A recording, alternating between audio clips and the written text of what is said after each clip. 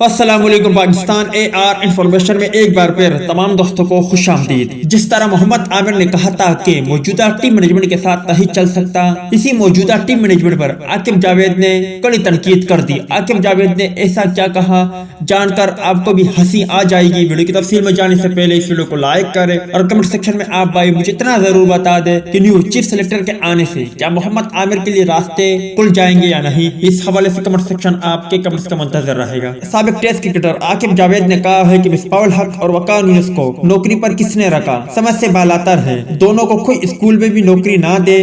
لاہور میں press conference کرتے ہوئے عاقب جاوید نے کہا کہ وقار یونس کوچ کم اور کمنٹیٹر زیادہ ہے۔ سابق ٹیسٹ کرکٹر اور director cricket operation Lahore Qalandar نے پریس کانفرنس میں مصباح الحق اور وقار یونس پر شدید تنقید کا نشانہ بناتے ہوئے کہا ہے کہ ان دونوں کو تو کوئی اسکول کی نوکری بھی نہ دے، کوئی بھی ٹیم لیول 4 سے کم کسی کوچ کو نہیں رکھتی۔ قومی کرکٹ ٹیم کے سابق بولنگ کوچ عاقب جاوید نے نوجوان باؤلر کی گیند پھینکنے کی رفتار کم ہو جانے کے سوال پر بھی وقار یونس کو قصوروار ٹھہرایا اور کہا وقار یونس کوچ کم اور کمنٹیٹر زیادہ ہے۔ سیریز ختم ہوتے ہی وہ آسٹریلیا چلے جاتے ہیں۔ فاسٹ بولنگ کی کوچنگ ٹیکنیکل جاب ہے، باؤلر کا سٹیمنا، ڈائٹ اور دیگر چیزوں کا دھیان رکھنا پڑتا ہے۔ عاقب جاوید نے سی ای او وسیم خان پر بھی تنقید کی اور کہا کہ جو بندہ پاکستان میں نہیں رہتا وہ چاہے جتنا بڑا نام بھی ہو کچھ نہیں کر سکتا۔ قومی ٹیم میں گزشتہ 2.5 سالوں کے دوران متعدد تبدیلیاں کرنے پر بورڈ کی کارکردگی پر بھی سوالیہ نشان لگ گیا ہے۔ تو دوستو، جس طرح عاقب جاوید نے کہا کہ آپ عاقب جاوید سے اتفاق رکھتے ہو، اس حوالے سے کمنٹ سیکشن آپ کے کمنٹس کا منتظر رہے گا۔